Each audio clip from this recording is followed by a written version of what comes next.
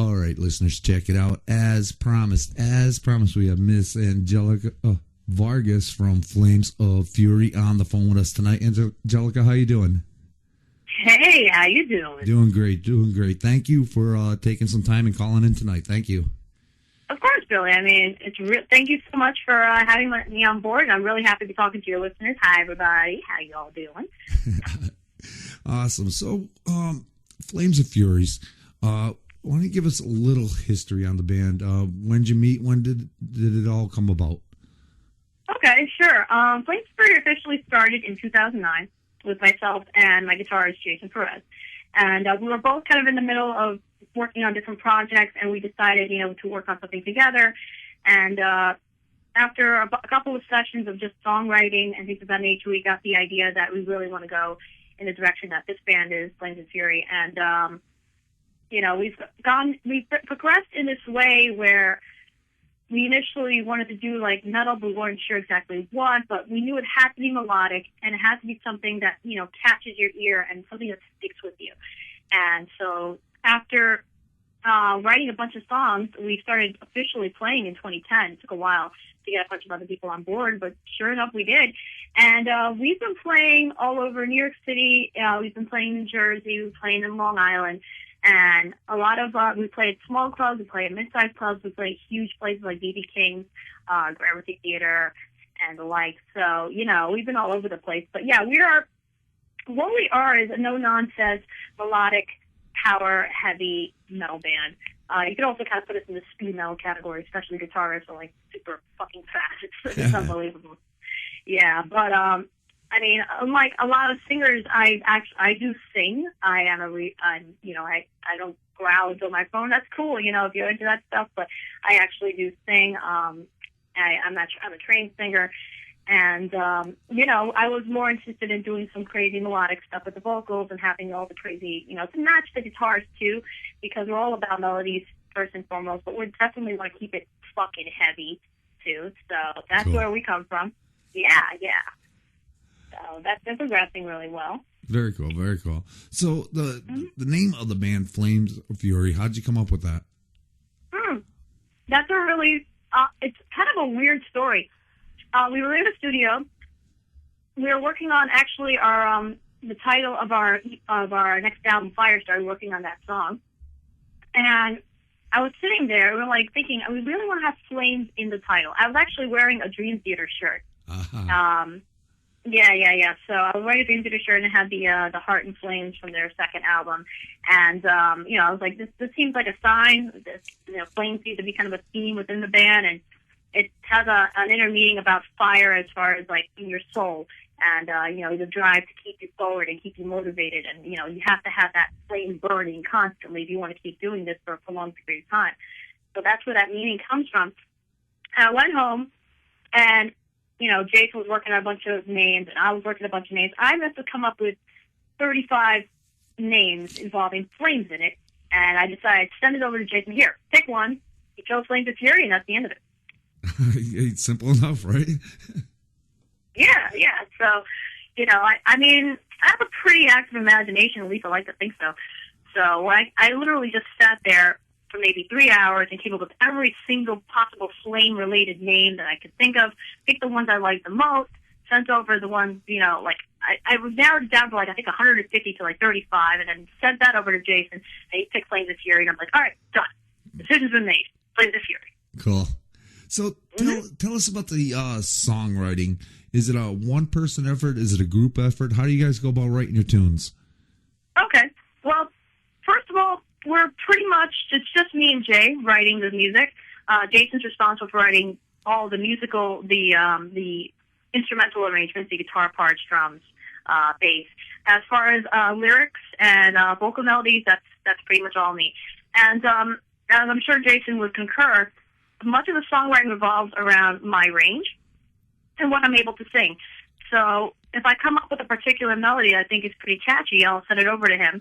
I'll come up with the lyrics around it, and he'll be like, oh, okay, well, maybe I could play this. And, we go back and forth from there. We just keep going back and forth until we have a project, until we have a song. And, some songs we keep, some songs we don't. We've written, I would say we'd have 3 or 4 albums worth of music already written in the bag. Yeah. Will we use all of it? Maybe, maybe not. There's some songs we just like a lot more than others, and those are the ones we're more inclined to release to the public. So, because if it catches your ear, if it's something you just instinctively know what's good and what's not, right? Then you're more likely to pick that than something else. And it's an interesting process for anybody out there who writes music. It's a very personal procedure. I always say procedure because I'm a scientist also. But it's a personal procedure because you're kind of releasing your heart and soul, especially lyrics and melodies too. But you can't stay too attached to one single idea either, because if it sucks, it fucking sucks. And you throw the block of cheese around like Judas Priest did through the Painkiller era, and they freaking they don't like the song, they threw a block of cheese in. It's like, okay, this sucks, we're not doing it, we're not fucking doing it. So we kind of have the same attitude. Like, we don't have I'm not gonna get too sentimentally attached to one song because of something, for whatever reason. If it's good, it's good. We're going to release it. If it sucks, it sucks. We're not going to release it. So that's how we go about the songwriting process. But I'll write, generally, it starts out with myself writing either a lyric, like a chorus, lyrics with a melody, sometimes just lyrics without a melody. I'll just write like poetry, and I'll send it over to Jay. And Jay will be like, can we change this? I'm like, okay, yeah, we can change that. And then he's like, because I have this already in the bag. And he'll already have all these riffs all ready to go that he's recorded. And he's like, just waiting for the right opportunity or the right vocal hook to put together. And he's like, okay, that works with something I wrote a year ago. I'm like, all right, let me check this out. And then I'll listen to it. I'm like, oh, you know what? That's actually pretty good. Okay, let's put it together. And then we put it together. Might modify a little bit, maybe shorten one section or elaborate another section. But that's basically how each song starts out. Awesome. So it sounds like you guys have a really tight collaboration going on. Yeah. We developed kind of a formula of how we do things. We started out, and when we first started out, it would take a little while to write a song, but over the years, we've gotten pretty good at it. We kind of already know what's good and what's not. So when we come in together and write a song, it's usually good right off the bat at this point. Cool. So now, I know you touched a little bit on this, but I usually ask, how would you describe your sound to people? And I think melodic power metal. Yeah, I always say nuclear explosion, but yeah, it's definitely. Power metal is melodic by nature for the most part. So yeah, you'll definitely hear very popular themes coming from power metal within the singing, within the guitar riffs. You hear a lot of the arpeggios. You're going to hear a lot of the banshee screams. You're going to hear it in the lyrics. In the respect of, a lot of my lyrics are powerful, for lack of a better term. They're usually about taking charge of your life and not letting anybody stand in your fucking way. So that's where that comes from. Awesome. And we also have a very heavy metal sound because we're very much inspired by the classics, by Priest, by Maiden. We're definitely inspired by Sabbath. Ronnie James Dio, may rest in peace, is a huge inspiration for me as a singer and as a lyricist. His lyrics are haunting. Unbelievable, right? Yeah, to say the least. You could sit there and listen to one song and, you still won't necessarily know what it's all about. You can say, oh, it's maybe about this, and that goes back to this part in his life, and that might refer to this part in history, and you can go back and forth. It's almost like reading Shakespeare. You can interpret it so many different ways. Wow, yeah, it's true. Yeah, it's totally true. And I really strive as a lyricist to work in that way, where I want to write haunting, heavy metal songs, but songs that really make you think too. So, but yeah, that's really where our influences come, and you can totally hear it in our music. You'll hear it in our EP, which you're about to play a few songs from later, and you'll definitely hear it in our upcoming album. Cool. Well, first song I want to play tonight, No Mercy. What can you tell us about the tune? All right, so No Mercy, which, by the way, we do have a music video out for that song. And it's an interesting song because when we wrote it, it was about the situation of bullies that was really going crazy in the United States. I think most of you remember, but just to refresh your memory, there was a college student who killed himself. He jumped off the George Washington Bridge, and because he was bullied, and he felt like there was nothing else he could do in his life. And it's a horrible situation, but everybody was up in arms about it. It's like, oh, we need to really, teach the kids about bullying, and we have to teach teachers and train them on how to deal with bullying situations. And I mean, maybe there's some truth to that, maybe not. The way we stand on it is really, if you really want to make a stand to a bully, you got to show them no fucking mercy. So that's where the lyrics, that was what inspired the song. As far as the songwriting process. And, it's a cool song. It's a very heavy song. It's a brutal song. It's one of our most brutal songs. And, I think you're going to really like it. Awesome. All right, listeners, check this out. No Mercy from Flames of Fury. We'll be right back with Angelica.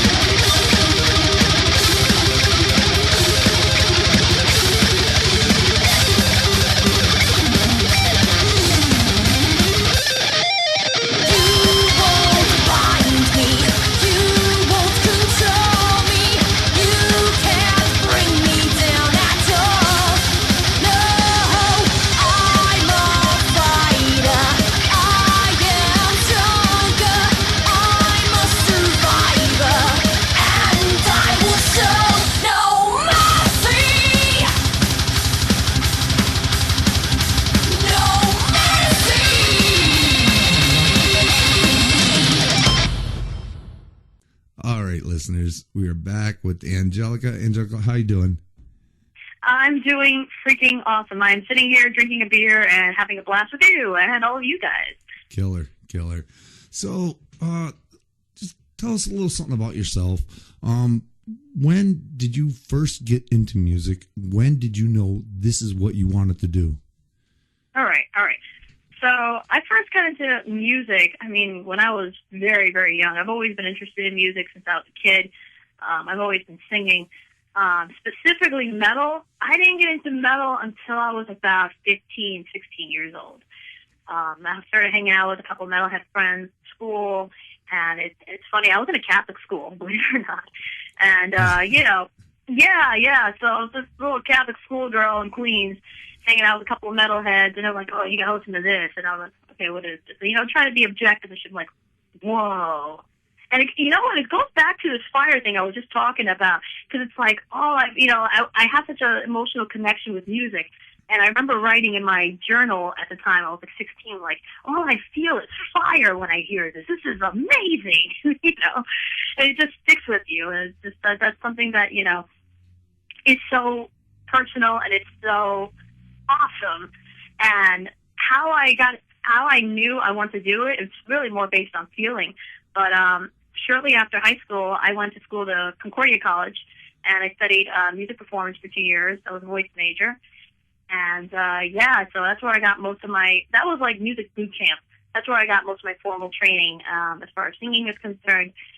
And, that's really where, things started booming. But, I would say almost everything started when I was like 15 or 16. I got into metal, and one of the things we mentioned off air was, I got into martial arts around the same time. Yeah. So tell us a little bit about that. Yeah. So, same crew, a couple of metalheads, happened to be in a karate club at school. And, the logistics at the time, my family was really super sheltering, the girl of the family, especially the first girl of the family. It's like, oh no, she can't leave the fucking house. But they were okay with me taking karate. So, yeah, that was fine. And so I got into that, and it just like, that and metal, they just seem to correlate so well. It's like you're kicking some ass, and then you got music to kick ass to. It's like, okay, this is perfect. Kicking ass, taking names, this is great. So, and a lot of my friends were kind of into the same music, and it just worked really, really well. And it's funny, I'm still practicing it to this day, and you see it when I'm on stage. Whenever I do shows, I'm often throwing kicks in the air, and people, for lack of a better term, they get a kick out of it. Cool. But, they get a kick out of that stuff. So I incorporate my martial arts skills and techniques as much as I can on stage. Yeah, that's awesome. Without killing anybody on stage, because, that's not a good thing. No. So you touched a little bit before on your influences, but who would you say are your personal musical influences? My personal musical influences, definitely, like I said, Ryan James Dio, he's a big influence. Bruce Dickinson, for sure. You'll hear it in my vocals. He's not only as a singer, but also because he's so active on stage. He just keeps the performance going all the time. And that's something I really strive to do, is just constantly keep moving. Like I said, I incorporate martial arts techniques and I sing at the same time, which is not exactly an easy task. And I'm hearing Bruce that, like, he freaking runs on a treadmill, like, and sings at the same time. That's how he freaking trains. I'm like, that's freaking awesome. Maybe I'll do some katas and start singing at the same time. This will work. So, so he's a really big influence. As far as female singers, unfortunately, there's really not as many out there. We are out there.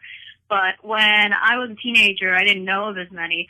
I would list Doro Pesh possibly as one of them, but I found out about her much later. Pat Benatar, believe it or not, was a big influence. I know. She's so freaking like poppy, but like I can hear it in like songs like Heartbreaker. You're kidding? She's like the queen of rock and roll. I know, she's totally rock and roll, but a lot of people that were around like during her era, they're like, oh gosh, she's all popping, all the fashion crapola and hey, whatever, that's the 80s. Late 70s, early 80s. I grew up in the 80s, so I know. Yeah, okay, so I don't need to tell you who the fucking is. Like, Right? you experienced that shit. Yeah. So, but, you know, you can really hear it in her songs, like all fired up and heartbreaker. You know, she's got that attitude, Oh you know, my that's God. like, She's mess around unbelievable. with me. You know, she really has it and she brings it, and I just really admired that about her. So she is definitely an influence. Another influence, maybe more in the fashion than necessarily the singing, because I'm not really a symphonic metal singer. I mean, you know, I'm a power metal singer.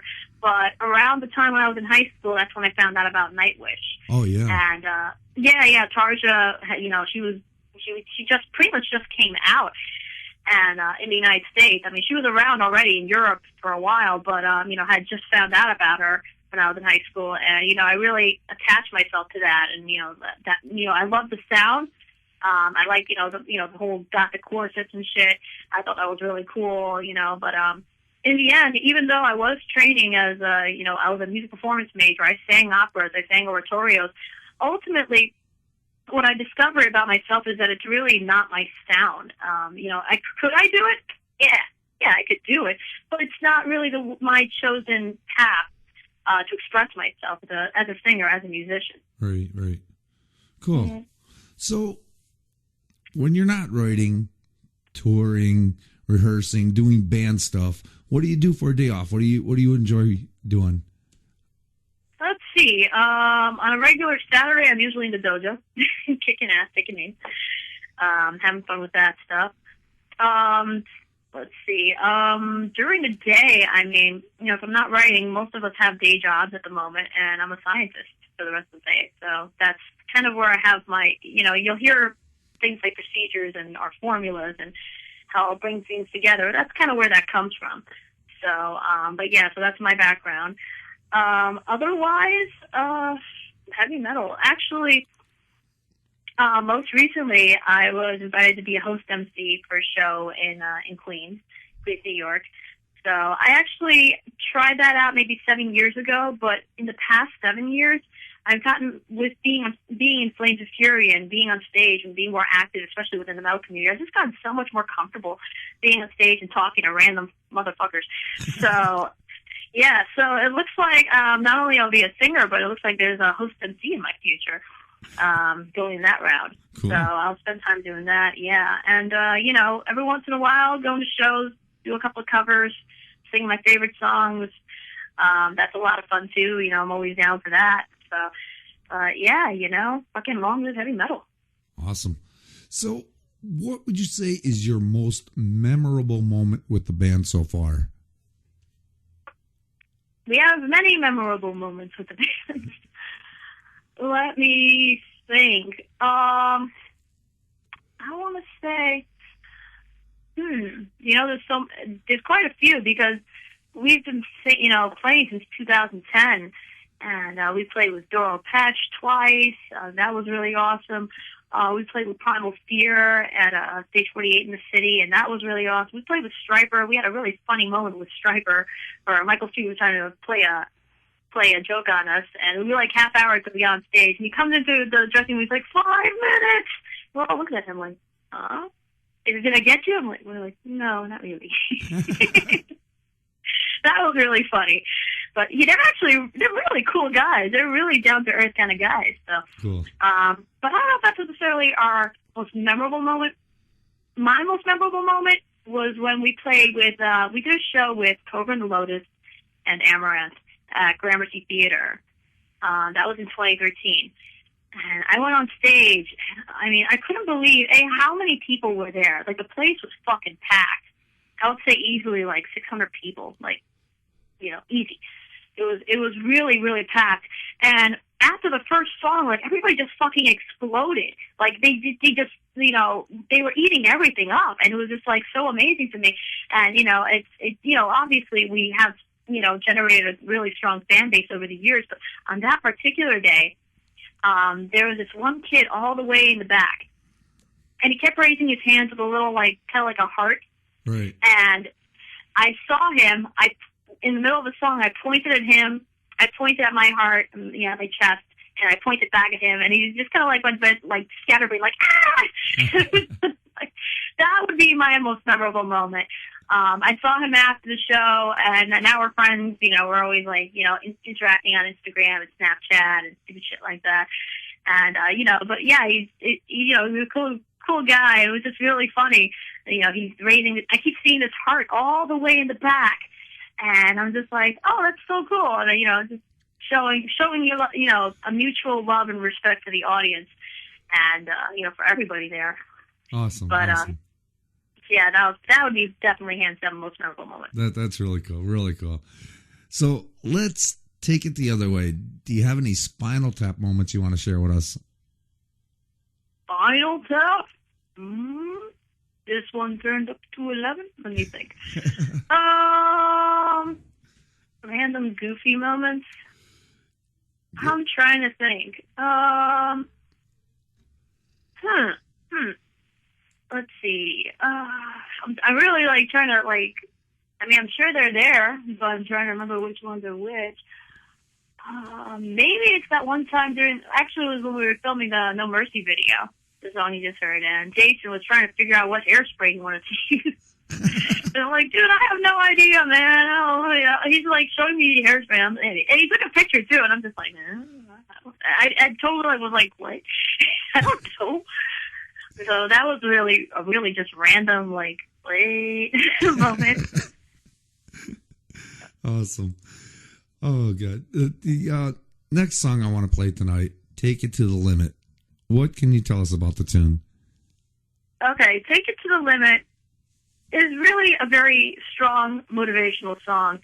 It's about warfare. It's about the warfare in life. And about the trials and tribulations that you have to go through all the time, and you really got to play the game a little bit, play the game in a strategic manner, and it's really a strong motivational song, and it's telling you to just not let anything stand in your fucking way, and to keep moving, and whatever it is that you believe in, and I mean in my case it's music, but in your case it might be something different. Take that to the limit, push yourself. That's really what that song is about, to push yourself and to dare to go further than you've ever gone before. Killer. All right, listeners, check it out. This is Take It to the Limit, me, from Flames of Fury. We'll be right back with Angelica. Yes.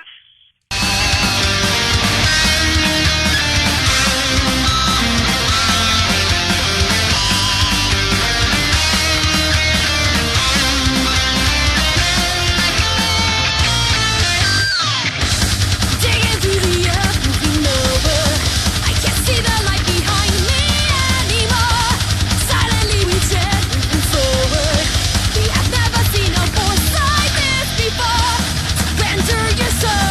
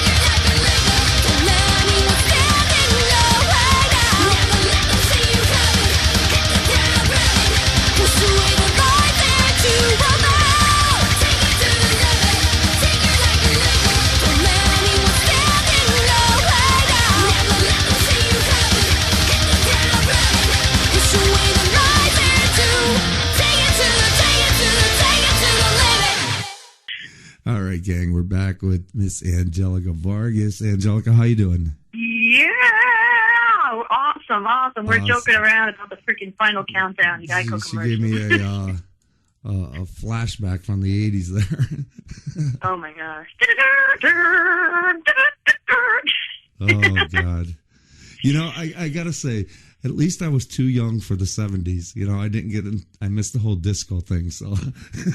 Yeah, disco is kind of lame, you know. I don't know. I'll take the hair bands over the disco days any day. For sure. Definitely. Hands down. So, the hell with disco. Right? So, would you say the band has evolved since the beginning?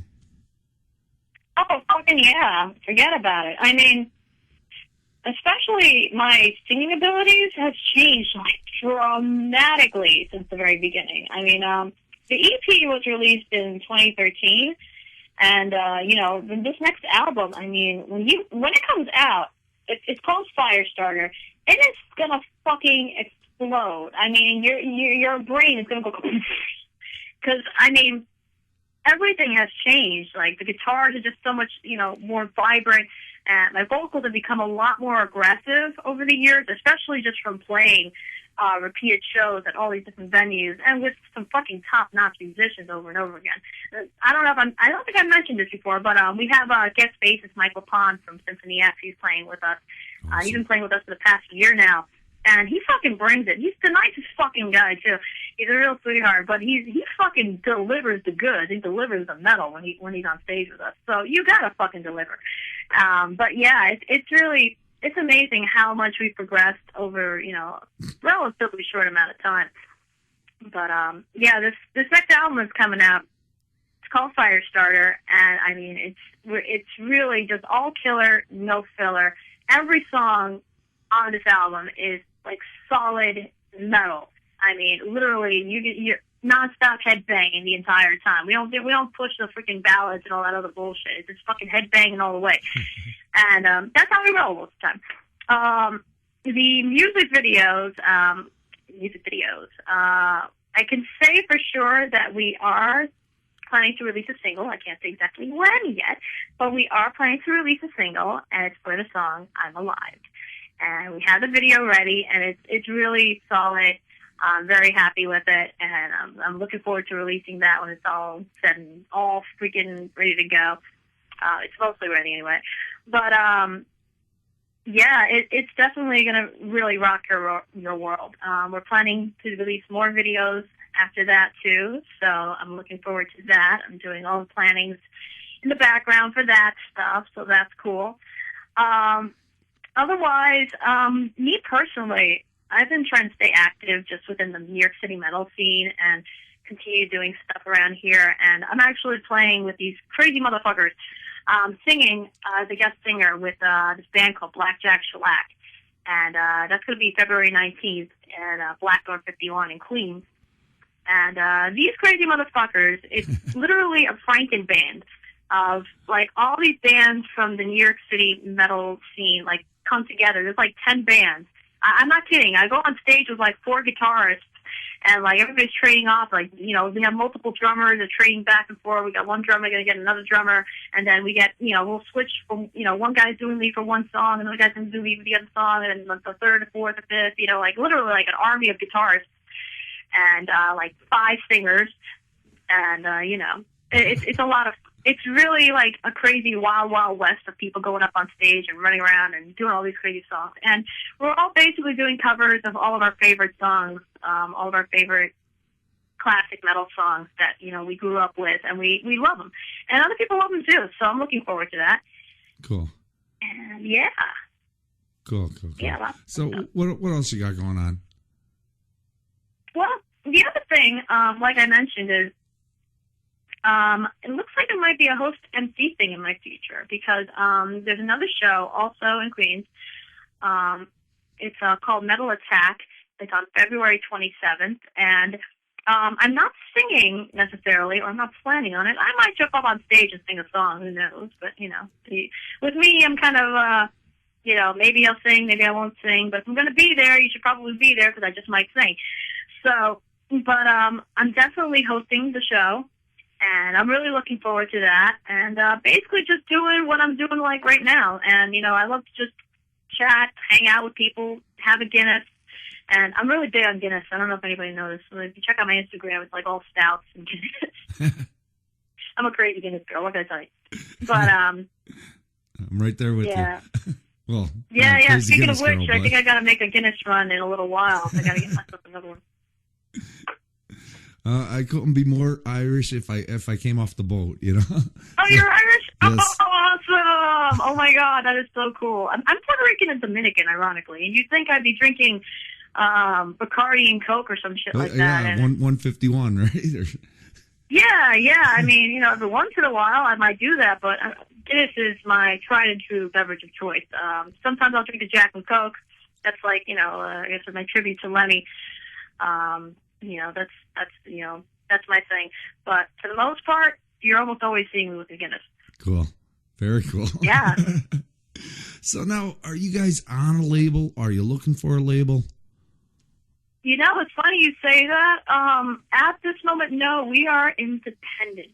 We are not aligned with any sort of faction or label or whatever you want to call it. Would we be interested in being in a label? It really depends. I mean, you've heard the stories of bands and stuff and weird situations that happen with the label. Something in the contract I didn't fully read, something kind of slipped through the cracks, and, something happened.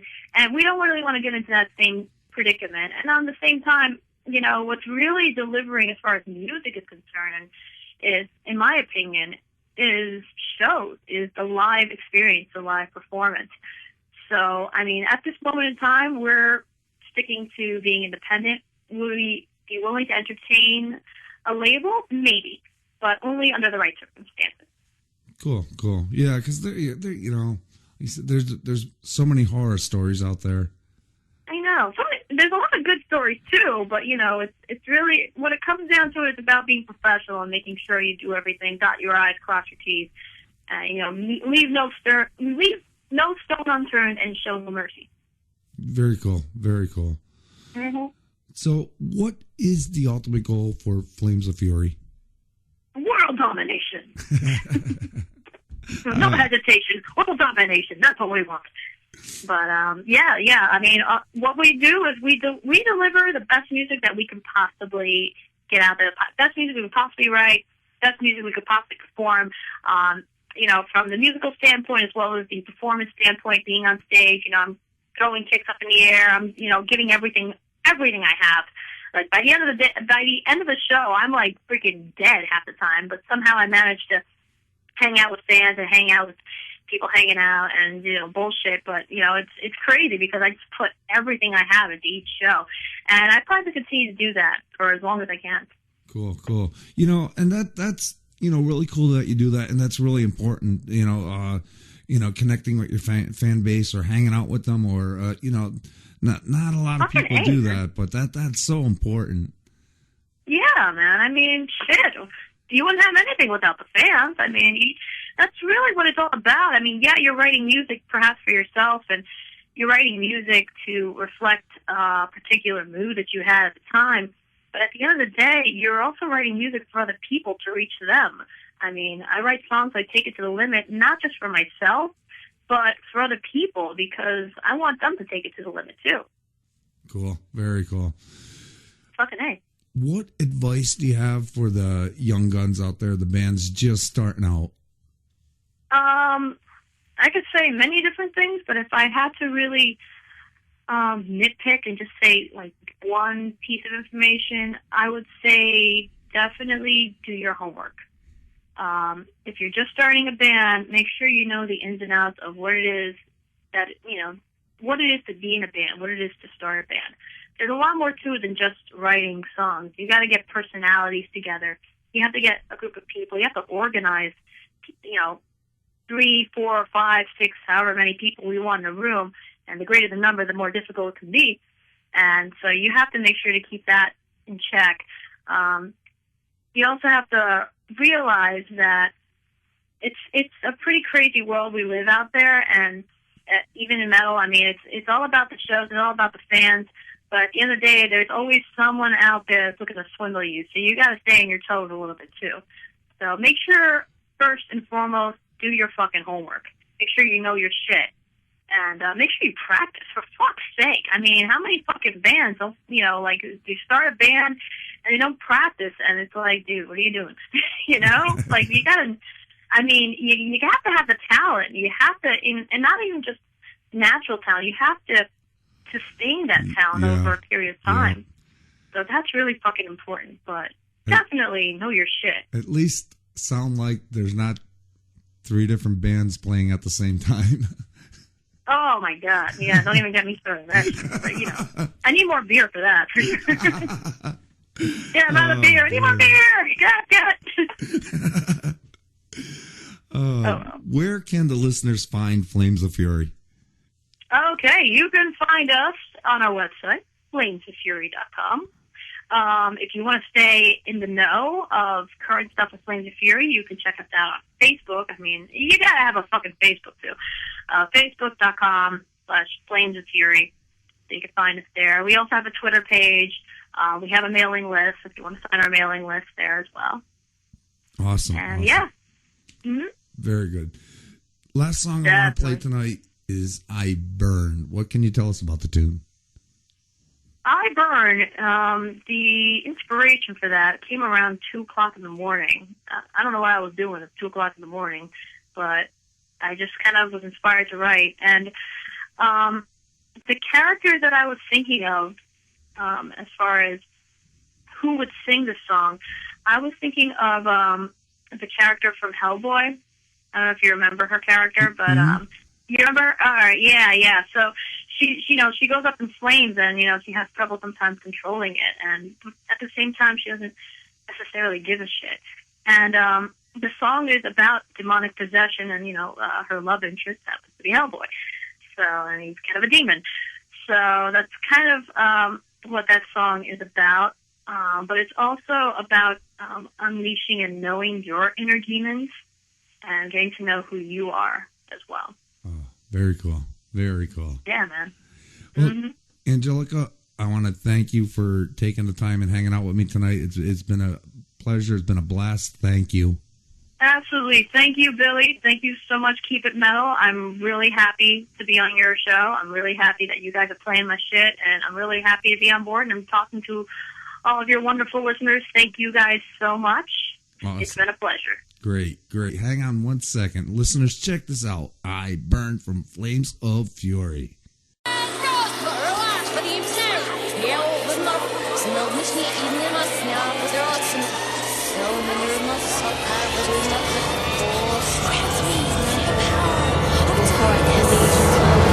Of hell.